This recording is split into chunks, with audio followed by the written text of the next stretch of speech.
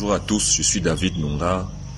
Je fais cette vidéo pour faire une dénonciation des fraudes qui ont eu lieu dans le cadre des élections du 12 octobre dernier à Mbam, élection dans laquelle j'étais représentant de l'administration. Et dans un bureau de vote, je voudrais dénoncer ici toutes les manigances qui ont eu lieu et pour lesquelles j'ai malheureusement été impliqué. La démarche ici vise pour moi à soulager ma conscience parce que je ne suis pas quelqu'un qui prend part au faux. Et c'est également une manière pour moi de faire mon mea culpa pour avoir été mêlé à ça. Le 12 octobre dernier, j'ai été dans un bureau de vote à Mbam. Le représentant de l'administration, c'était moi, David Nunga. La représentante de l'ECAM, c'était Madame Martha Voto. Et il y avait également un représentant du RDPC qui était Monsieur Ndonve. Et il y avait un bureau de vote. J'aimerais signaler aussi qu'il y avait un autre bureau de vote à côté. Nous étions deux bureaux de vote dans une même salle. Il y avait deux urnes. Donc il y avait un représentant du RDPC. Et donc l'élection a commencé, elle s'est poursuivie normalement. À partir d'un certain moment, le représentant du RDPC allait vérifier dans la poubelle pour voir quelles sont les tendances. Il a vu qu'il y avait beaucoup de bulletins blancs et il a pris son téléphone, il a marqué son mécontentement en appelant certaines personnes au téléphone et ses propos étaient les suivants. On donne notre argent aux communautés et ils viennent ici voter le FSNC. Qu'est-ce que cela signifie? Non, il était fâché. D'après lui, il ne faut pas. Ils ont donné leur argent et on doit voter le RDPC. Et après ça, j'ai remarqué que le flux des lecteurs n'était plus le même. Les gens ne venaient plus. Peut-être les gens se sont dit qu'on a compris que nous votons parce que vous savez qu'on peut savoir quelles sont les communautés qui votent dans tel ou tel bureau de vote. Et donc, vers 17h, le représentant du préfet vient et le représentant du RDPC le suit et ils s'en vont causer. Et après, il parle avec la représentante de l'ECAM, de mon bureau de vote, et c'est elle qui me fait savoir que les instructions du préfet sont telles que le taux de participation est très faible. Parce qu'effectivement, dans notre bureau, il y avait 286 votants, 286 inscrits, supposés voter, mais à la fin, vers 17h30, on avait trop 85 qui ont effectivement voté. Donc, c'est ce qui s'est passé. Et donc, elle me fait savoir que l'instruction du préfet, c'est de commencer à bourrer les urnes. Louis David Nunga, représentant de l'administration dans un bureau de vote d'Ambama, il n'est pas un acteur du contrôle comme les autres. Par son témoignage, il devient la figure centrale d'un scandale qui éclate au grand jour. David Nunga a franchi une étape rare. Il reconnaît ici, sans détour, avoir participé à la falsification des résultats. Un aveu d'une gravité extrême qui, au-delà des accusations habituelles, donne corps aux soupçons de manipulation qui tourmentent l'ensemble du pays. David Nunga représente l'administration, ce rôle de garant impartial que la démocratie exige dans les processus électoraux. Mais sur le terrain, entre pression politique, tentative et jeu d'influence, cette neutralité a volé en éclats.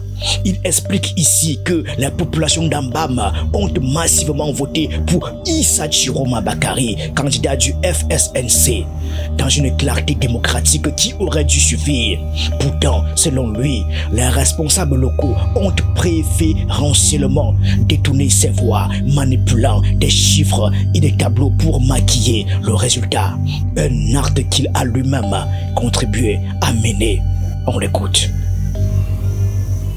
Quand elle me fait savoir ça, je sors d'abord, je prétexte d'aller charger mon téléphone parce que je ne veux pas participer à ça.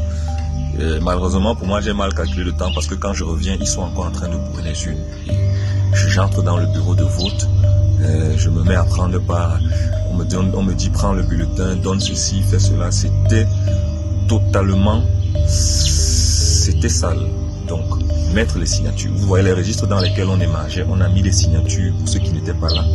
On a mis les empreintes, mis les signatures, mis les empreintes, bourré les urnes. Il y avait également un représentant du FSNC. Le bulletin bulletin jaune. Mais lui également, quand je suis revenu, parce qu'au début il était zélé, il était véritablement là pour qu'il n'y ait pas le faux. Mais à la fin, lui aussi s'est laissé corrompre. Et donc, il a également donné, il a également commencé à brûler les urnes. Donc, on a fini par brûler les urnes. C'est la représentante de mon bureau de vote qui me dit, bon, écoute, aide-moi, comment tu me laisses comme ça et tout. Voilà, aide-moi. Et c'est là que, bon, je l'ai aidé, mais véritablement, mon cœur n'était pas dans ça. J'étais dans un village inconnu et j'ai commencé à faire des choses également. Je connais personne ici, c'est pas mon village. Je commence à faire ça. Et à la fin, on se met devant le tableau pour le décompte.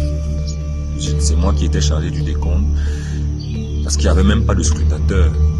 Quand je prends un bulletin jaune, je dis FSNC. Le représentant du RDPC dit RDPC. Et donc, toutes les voix du FSNC ont été systématiquement annulées. Toutes les voix du FSNC ont été annulées systématiquement. Toutes. Donc, il n'y avait que RDPC. Donc, il y a eu 286 votants, dont 200 fictifs. Et même ceux qui ont voté FSNC, leur bulletin s'est transformé en bulletin RDPC parce qu'il n'y avait personne pour faire la contradiction. Et c'est ça qui s'est passé dans ce bureau de vote. C'est à ça que j'ai été mêlé. Un homme avec ses doutes, ses peurs et finalement son choix de dire la vérité.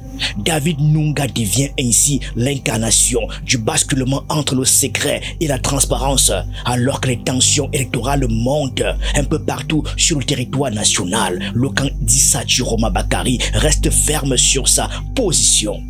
Depuis le début, il dénonce ce qu'il considère comme un vol manifeste des voix.